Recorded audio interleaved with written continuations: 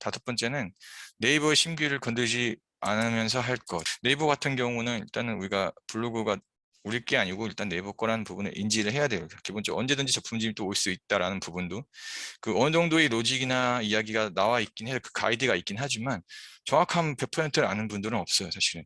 그렇기 때문에 어느 순간 어떤 부분 때문에 올 수가 있다는 부분을 각오하고 진행을 해야 돼요. 그렇기 때문에 네이버 심기를 건드리지 않고 상부상조한다, 뭐 이런 느낌, 윈윈할 수 있는 느낌을 가져야겠어요. 일단 최종적으로는 네이버, 그리고 그것을 통해서 제 수익 링크를 통해서 좀 더 좋은 상품을 구입할 수 있는 소비자, 제휴 마케터들 포함해서 각각 윈윈할 수 있는 방법을 찾는 거죠. 이제 네이버 심기 걸리지 않고 할 수 있는 방법에는 이것도 계속해서 고민해야 될 부분이에요. 이게 가장 이상적인 부분인데 좋은 상품을 어쨌든 가져와서 할인율, 일시적인 이벤트 같은 거를 최대한 활용해 보는 것도 방법이고요. 블로그에 어쨌든 정보성을 계속 넣어주면서 비율을 조절하는 부분도 마찬가지겠죠.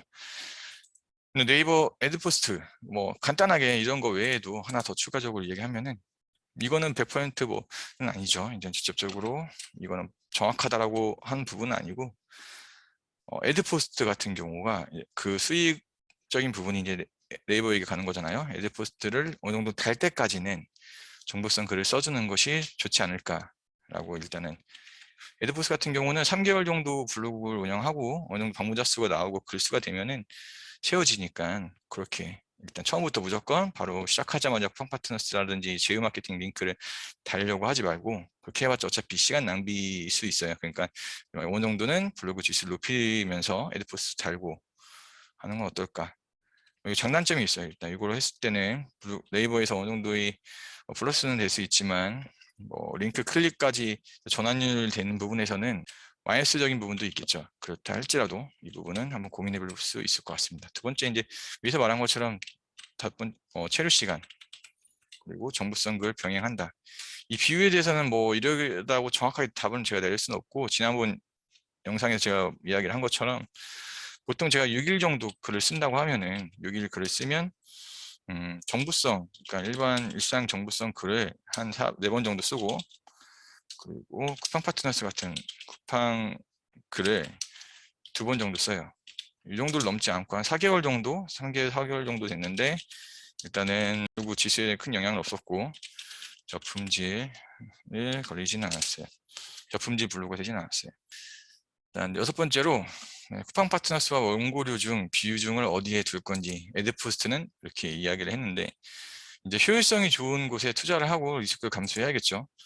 다 가질 수 있으면 제일 좋아요, 사실. 그래서 이제 IT 블로그가 인기가 많고 많은 분들이 IT에 저를 포함해서 IT 쪽에 정확하게 제가 전문가는 아니었는데도 불구하고 공부하면서 IT 블로그를 운영하고 있는데 이제 이걸로 해서 저는 인플루언서까지 됐었죠. 지금 인플루언서까지 됐고 이걸 다시 한동안 멈췄다가 최근 한 2개월 좀 넘게 다시 운영을 하고 있어요. 다시 운영을 하는데 요 중에서 이제 다 가질 수는 있어요. 여기서 일단 제일 좋은 거는 블로그에서 그 클릭당, 그러니까 CPC라고 하죠. CPC 클릭당 단가가 가장 높은 것. 블로거에게 좋은 거는 경제 쪽이에요, 사실은. 경제, 뭐 주식이라든지 복지, 뭐 어쨌든 금융과 관련된 부분이 제일 높은 부분이 있고요. 두 번째는 제가 보기에는 그래도 IT 쪽이 아닐까. 자동차 포함해서예요. 자동차도 마찬가지지만 자동차와 IT는 물론 분류가 다르지만 자동차나 IT 이쪽이 그래도 괜찮다라고 저는 이야기를 하고 싶어서 에드포스 같은 경우는 클릭된 단가가 나쁘지는 않은 것 같아요. 한 3,000원, 4,000원 정도 하루 한 1,000명 방문자 기준으로 1,000에서 1,500 지금 현재 이제 제 블로그가 다시 운영하고 얼마 안 됐지만 1,300에서 1,500 정도 나오고 있는데 현재 에드포스트는 방금 말한 것처럼 그 정도 3,000원, 4,000원 뭐 나올 때는 뭐 5,000원 이상 나올 때도 있지만 5,000원 이상 나올 때도 있지만 평균적으로 한 달 10에서 한 15만 원 사이 정도라고 보면 될 것 같아요. 이게 원고 협찬을 받을 수 있잖아요. 업체라든지 중간에서 마케팅 업체 중간에서 이제 연결해 주는 협찬을 받을 때 이제 원고 하나당 글 하나를 포스팅 해주는데 10만 원 정도 내외로 받을 수 있어요. 보통 이제 1,500명이 제가 보기에는 임계치 같아요. IT 쪽에서는 1,000명 정도 이상이 물론 최소 임계치라고 할 수 그 이상 협찬이 들어올 수도 있지만 일반 IT 인플루언서 블로그 기준으로 했을 때 1,500명 정도 일반 문자. 여기에 이제 플러스 되는 게 이제 최적화, 이 블로그가 최적화인지 요즘 프로그램 돌리면 뭐 유료 프로그램도 있고 하는 게 그게 100%뭐 믿을 만한 건 아니지만 최적화 블로그인지에 따라서 그다음에 평소에 내가 어떤 IT 제품을 좀 퀄리티 있게 찍고 있나 이런 부분을 이제 올려준 그런 부분들, 여기에 영상이라든지 그런 부분, 뭐 서로 이웃 추가한 인원수라든지 좀 활동 지수 이런 부분을 종합적으로 판단해서 의뢰가 들어오겠죠. 7번째로 서로 이웃 활동. 서로 이웃 활동이 뭐냐면 그냥 서로 이웃 추가하고 댓글 달고 공감 달고 하는 부분. 내 블로그에 와서 달아주는 것도 물론 중요하지만 상대방에 가서 하는 것도 중요하죠. 이 부분에서 예전만큼의 점수가 안 된다는 말도 있고 아예 뭐 이런 거 큰 영향이 없다는 이야기도 있는데 어느 정도는 영향이 있다고 저는 보고 있고요. 일단은 공감 포함해서요. 때문에 서로 이웃 활동은 어느 정도까지 내 시간을 많이 하는 걸 하진 않고 정말 진짜로 서로 어느 정도 쉐어 시간을 확보해 주면서 소통할 수 있는 이웃 추가를 하는 게 제일 중요하다고 보고 있습니다.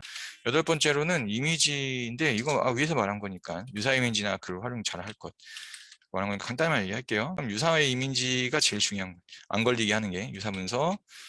이 부분은 보통 뭐 퍼센트지가 있다고 하는데 뭐 아주 비슷할 수는 있잖아요. 근데 아주 그런 부분까지 다 잡아내는 건 아닌 것 같은데 그래도 요즘 이제 AI가 이미지 속에 있는 문구나 연락처까지 다 볼 수 있어요.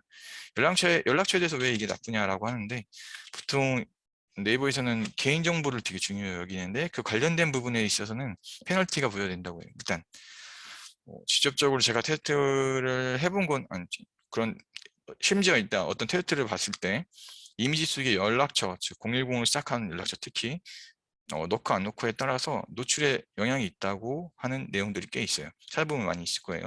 그런 부분들 마찬가지로 일단 그런 연락처를 이미지에 넣는다 해도 유사문서라든지 개인정보 부분에서 페널티를 받으니까 조심해야 될 것 같아요. 이제 혹시 활용한다면 아까 말한 것처럼 숨김 이미지 방법으로 할 수는 있겠죠. 이 부분은 이제 그런 부분을 활용하는 것도 방법 중에 하나인 것 같습니다.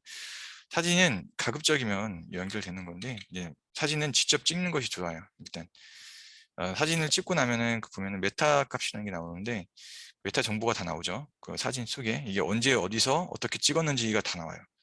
그런 부분을 다시 이제 세탁한다고 해서 아예 그걸 지워질 수도 있어요. 포토샵이라든지 뭐 유료 프로그램 말고도 무료로 나오는 프로그램들이 많이 있으니까 그걸 통해서 메타 값을 지워줄 수도 있는데 이제 만약에 직접 사진 찍는다면 굳이 메타 값을 지울 필요는 없겠죠. 그러니까 내가 이제 남이 사진을 찍는 게 아니란다면 이제 남이 사진을 그대로 복사해서 붙여넣기 하면은 그 메타 값이 그대로 나타나기 때문에 유사 이미지로 분류가 될 수 있어요.